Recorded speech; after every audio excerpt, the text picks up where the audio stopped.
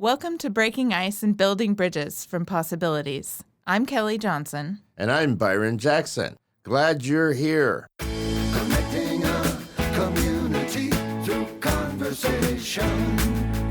This is Byron Jackson, and welcome to Building... Oh, I messed it up again.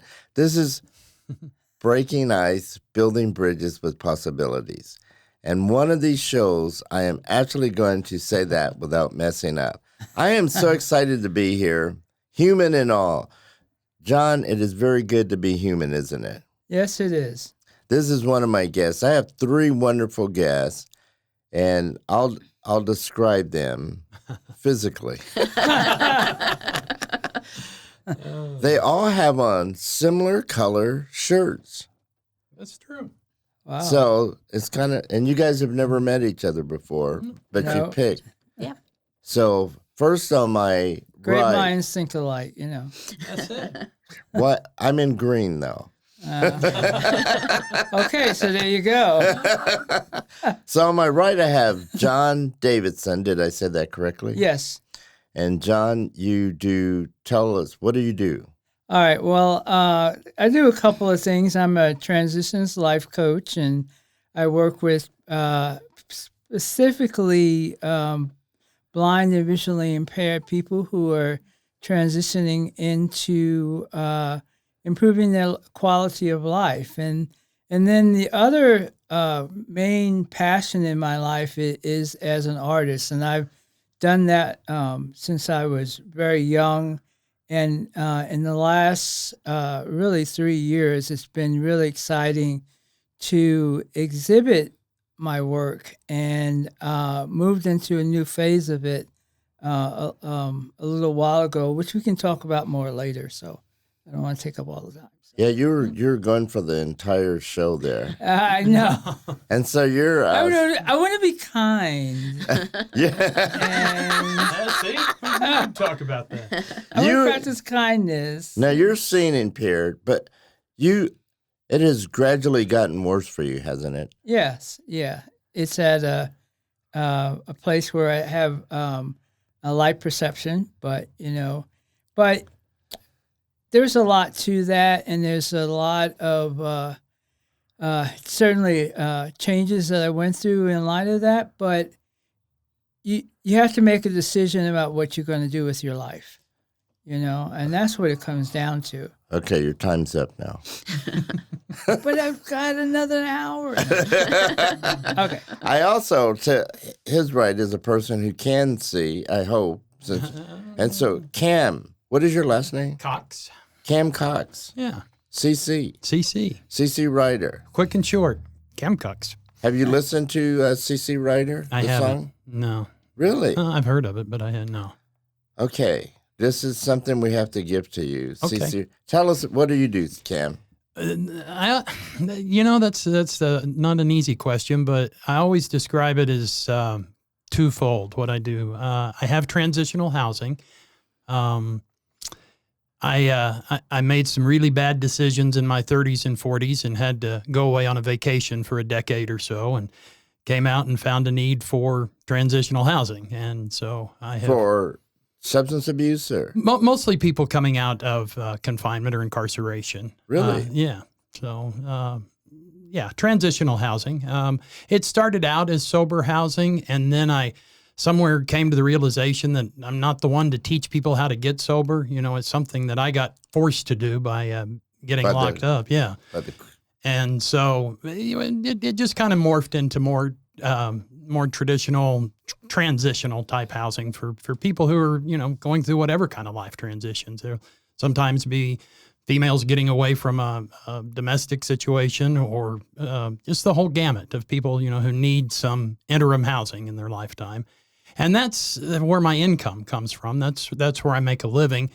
But I spend probably 10 or 15% of my time doing that, and the rest of my time volunteering with the Baptist ministers on the east side of Oklahoma City, and we do all their fundraising and giveaways and all of the community activities that they're involved with, and that occupies a lot of my time. I have a background in media. I was in radio and TV for many years here, and so I do all of their media relations, all of their press releases, all of their video, and that kind of thing.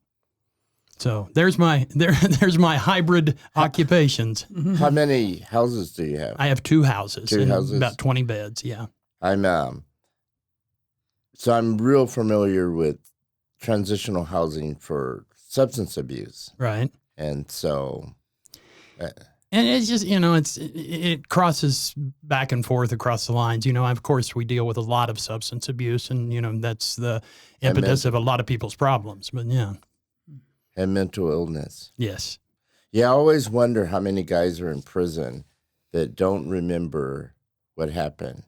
And so they're serving the sentence and they have no recollection of what happened. They just got there, yeah. It's interesting you bring up the mental illness part. I had a guy yesterday just out of the blue describing his family to me, and he said, my daughter's like me. She's mentally ill. And I thought, wow, I didn't realize that there was that much acceptance and realization of what was going on with them. But a lot of people are in that boat that I see. Yeah, my age, when I was younger, they just said I was crazy. Yeah. They were right on but I don't know what they would say today. Well, and you've had the substance thing too. You'd probably be a typical dual diagnosis, bipolar, one of the catch-all diagnoses. That is true. That is true. That is why I was late today. Dual diagnosis. That's it. and a little attention deficit. And last but not least, the lovely Traci Tabian. Did I say that correctly? Almost. It's Tabianan. Tabiana. I've only known you like 22 years. So Tabian. What is that name? It's Filipino. Really? Yes, yeah. So my husband is a quarter Filipino. Wow. Yeah. Have you been to the Philippines? I have not. It is very pretty over there. It is a booger of a plane ride, though. It's like I went close to there, and it was 27 hours going and 31 hours coming back. Oh, Wow. Yeah. Yeah, it was. I was not. Tell us, what do you do? Do you have a sober living house, Traci? Do I have a what? Transitional living house. I do not. We don't have that in common. We're just marking off the things we don't have in common. I don't have that. So I work at American Fidelity, and I am the director of our digital business system. So I work in the IT department with software and data developers. And so a lot of the work that I do is about getting software projects done, also in terms of professional development and leadership development, just training that next generation of IT professionals. Well, now you have a far background in engineering, is that correct? Yes, so I've been in software engineering about 30 years now. Boy, I bet that has changed. It has, yeah. So I started as a kid programming a computer before they had really computers were accessible. So I started programming those early on, and then by the time I got done with college, they had more computers available, and you had your WordPerfect programs and that kind of thing. So I've seen the whole evolution of computers and mobile software and the internet. So I worked on like one of the first web programs also in developing web programs. Oh, wow. And you did that as a child. Well, I did that. I got paid to do that. But as a kid, I wrote programs. What happened to get you interested in that?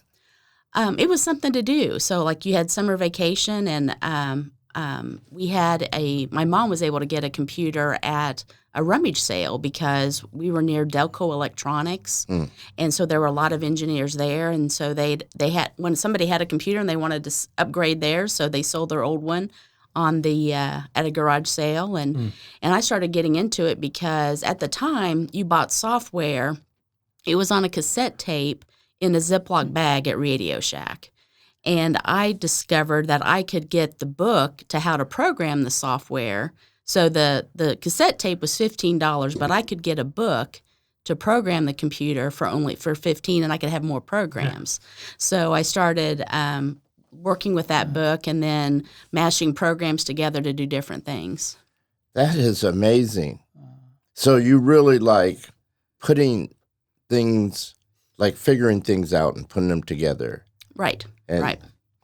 Yeah. And it's the same kind of skill like chefs use, just in terms of like you're putting different pieces together, and so it's either software or software systems or people even, where like working processes and getting people to work together. So yeah, that's kind of what I do. Fascinating. I could talk. What do you think of that, Cam? I think that's a mind that works differently than mine. That's exactly what I was thinking when she was talking about programming just for the fun of it and that sort of thing. I thought, oh, that's not me. I'm going to be out in a little different realm in that. Yeah, but it's like almost like an artist's process too. Yes, because you're figuring out, in a sense, the colors of how things go together, or you have this canvas and you are putting together how this is all going to work. So that's really interesting. It's like an artist process. Yeah. And you are an artist, John. Yes, I am. You can't talk about this now, but I have you on a strict time limit. Oh, gee. I thought I was going to have 3 hours. Come on. So you do art. It's called art that you can touch. Yeah, tactile art. Tactile art. Yes, yeah. And I was telling Traci and Cam earlier how I came to that. And so one day I was at my kitchen table, and this is during the time when I'm having really lost a lot of vision. And so I was focusing on what am I going to do? And I was sitting at the table and I was thinking, man, there's something missing.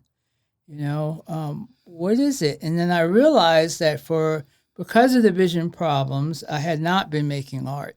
And I've done art my whole life, went to art school in New York and all that kind of stuff. So I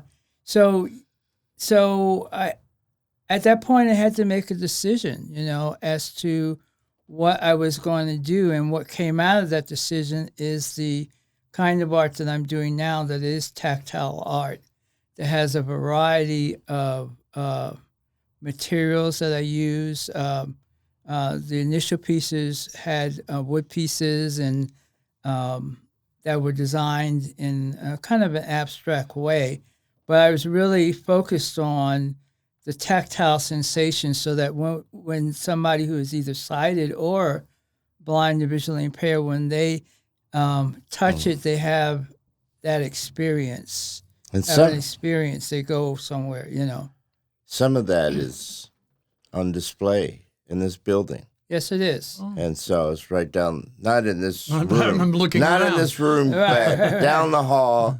Right. And in the community room down at Newview. Newview. You know what you're missing? What?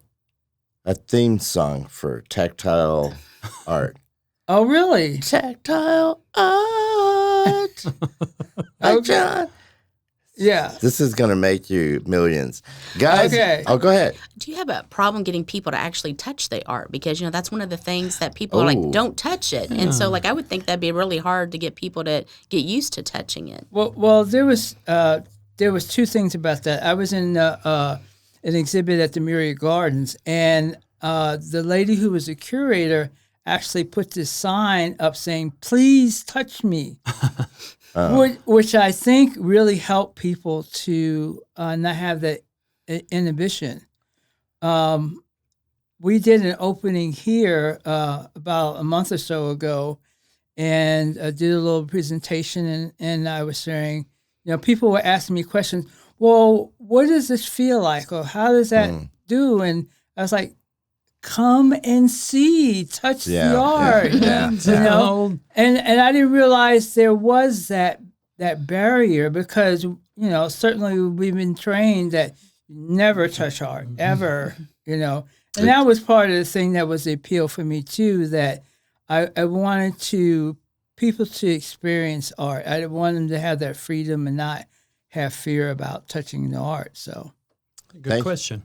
Yes. It is. It has made me think too. I'm past the song now. Oh, okay. That I'm going to put on a sign that says, "Please touch me." Please touch me. Please touch. A T-shirt, maybe. I thought you would say that, Byron. Yeah, right. We actually have a theme. I try and have a small theme in the minutes that we're together. And words, one of the words I would like to look at today is the word kindness. And why I picked that is because for me, like, people will say many times, you are kind, but actually I am not. It is an effort and an intention for me to be kind. Right. For instance, I was just at the restaurant and they were like an hour getting our food. I knew I had you guys here. And so. Were you kind? Yes. But I mean, I had to make stop and think I had to make intention. Right. I'm not just going to unload on these people because I'm running behind. Because they were not their fault. Yeah, they were packed, more busier than they've ever been. And so for me, kindness is an intention that I really, really have to work on. It just doesn't just pop up. So, Cam, you have thoughts? I'm piggybacking off of that, because when you told us to think about kindness, what I thought is sometimes that's very easy and sometimes that's not so easy. And you make that perfect example right there. If everything's going well, like I've only known you around the telethon and a few times, but you've just always been a happy-go-lucky fella, and I thought you were extremely kind. And it's easy to be kind to you. I mean, that's just part of it. But when someone goes against your grain or you have some sort of conflict or something, you're right. You have to make it intentional, because kindness does not always come so easy.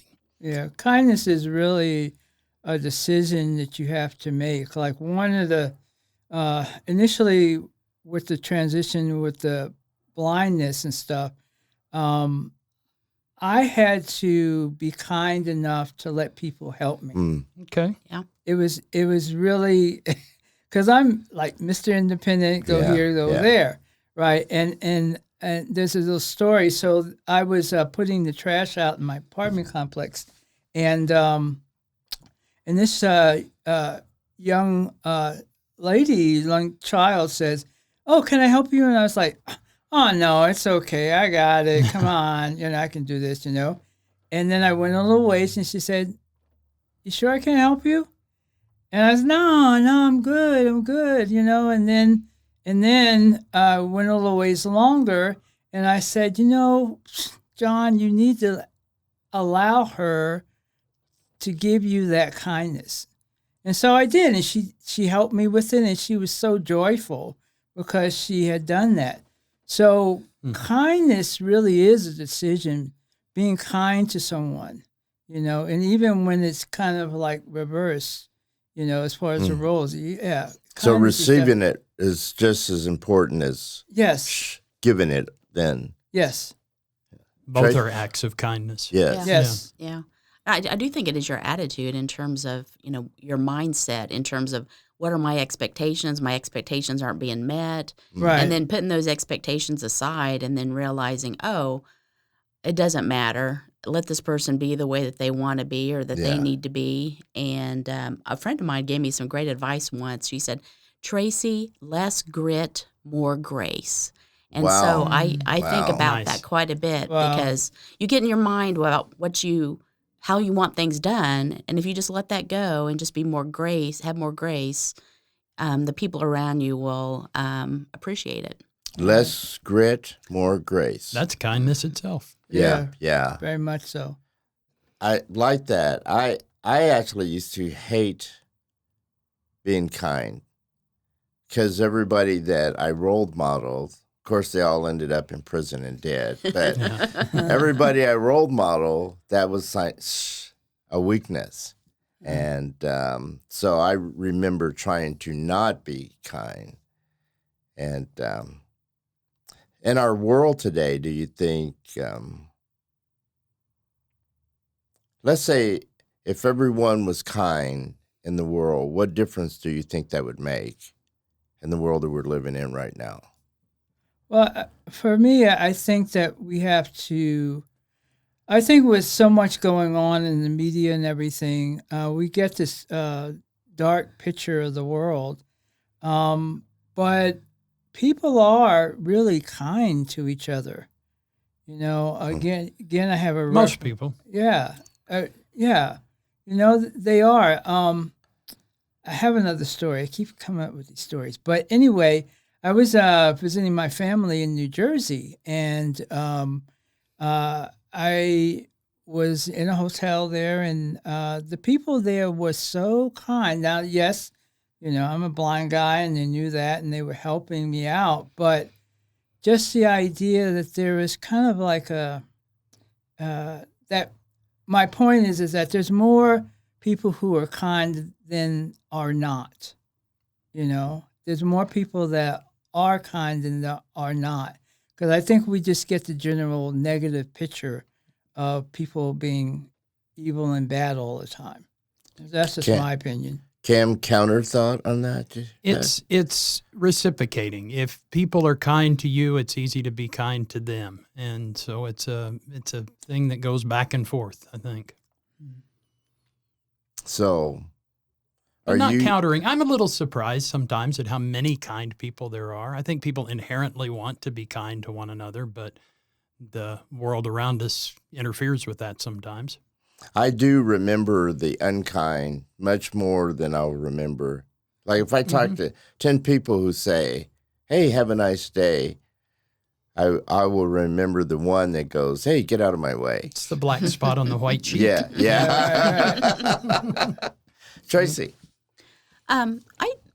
I think that people generally are kind, and I think sometimes it's just hard to remember to be kind, where you get those influences from the TV, or you've had a bad day, or something's gone wrong, and to remember to step out of it and just that's your moment to change things and be nice. Get out of yourself. Yeah. It is amazing. I could see like a bumper sticker sometimes. And I have no idea the person there, but it just will enrage me. And I'm ready to like fight that person. And I have no idea who's in there, but they just might have a bumper sticker on their car. And so it's amazing to me how easily I can get deterred from like thinking kind thoughts. Yeah. And so. Yeah, and it's also, to me, it's a clue that somebody is not doing well.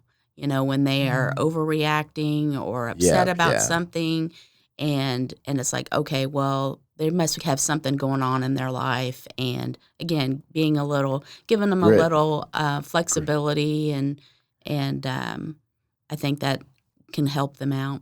Well, I was thinking that kindness is not necessarily a superficial thing. No. You know, there's a reason why people are kind, and it depends on certainly, like we're talking about, what goes on in their life, what they have behind the kindness.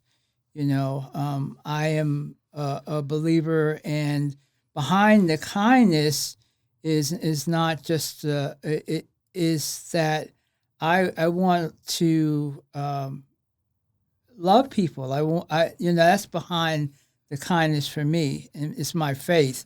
But it's not just a superficial thing. You know, this true kindness, I think, has something behind it that's a lot deeper. And the Dalai Lama says the religion he practices is kindness. All right. And Nice. if he practices it. Traci, Cam, John, Byron? thank you guys. You catch on quick, Cam. Traci, I think you should have your own show called Grit and Grace. Love We could do recipes and life lessons. Yeah. You guys, thank you very much for coming and spending time with me. This has been really, really good. And this has been Byron Jackson on Breaking Ice and Building Bridges with Possibilities. We are over, and out. Connecting a community through conversation. Breaking Ice, Building Bridges is the Possibilities community podcast platform. Thanks for tuning in.